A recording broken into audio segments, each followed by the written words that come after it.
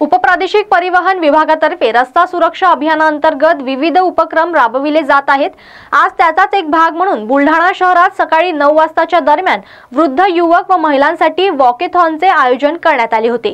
वॉकेथॉनच्या रॅलीला आमदार संजय गायकवाड यांनी हिरवी झेंडे दाखवून सुरुवात केली आहे। यावेळी आमदार गायकवाड म्हणाले की रस्ते अपघातामध्ये अनेक जणांचा निष्पाप जीव जातो। अगोदरपासून सांगण्यात आले आहे की पायी चालताना डाव्या बाजूने चालावे, त्यामुळे मागून येणारी गाडी अंगावर येते, त्याच्यामुळे अपघात होतो। हा अपघात होऊ नये यामुळे नागरिकांनी डाव्या बाजूने न चालता उजव्या बाजूने चालावे असे आवाहन आमदार संजय गायकवाड यांनी केले।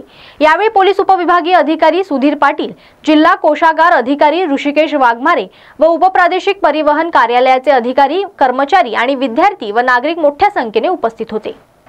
त्यांच्या कार्यक्रमाच्या निमित्ताने उपस्थित पोलीस उपविभागीय अधिकारी सुधीर पाटील साहेब, वाडी बसवे साहेब, एक्झिक्युटिव्ह इंजिनियर राऊत साहेब, ऋषिकेश, आपल्या विभागाचे श्री गद्रे साहेब, सूत्रसंचालन पण ऐकलं ते अनिल लेंडे आणि सर्व कर्मचारी वर्ग, विद्यार्थी मित्रांनो, गेल्या अनेक जेव्हापासून आपल्या देशाचे कायदे सुरू झाले तेव्हापासून सर्वांना शाळेपासून तर कॉलेजपर्यंत डाव्या हाताने चालायची शिकवण आपल्या सर्वांना दिली गेली आणि आज देखील आपण त्याच पद्धतीने आपलं मार्गक्रमण करत आहोत। पण होणारे अपघात, जाणारे जीव, येणारं अपंगत्व आणि बेभान चालणाऱ्या गाड्या आणि पाठीमागून न दिसणारी गाडी याला बळी पडणारा हा आमचा सर्व मानव आणि यातून मार्ग काढण्याकरता आता लेफ्टच्या ऐवजी राईट ही भूमिका घेऊन शासन आपल्यापर्यंत या ठिकाणी पोहोचत आहे।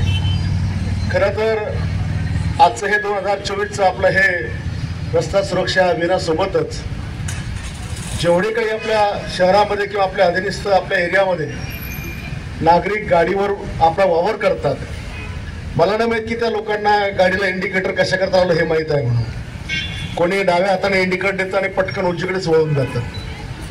अनेकांना साईड पण माहिती आहे, रॉंग चालायचं का राईट चालायचं, एकदम तो रॉंग पण चालून जातो आणि म्हणून खूप बळी त्याच्यामध्ये जातात। पहाटेला जास्त करून सकाळी वॉकिंगला जाणाऱ्या ज्या महिला असतात, पुरुष असतात, बऱ्यापैकी भरधाव वेगाने चालणाऱ्या गाड्यांनी आपल्या बुलढाणा मोताळा या रोडवर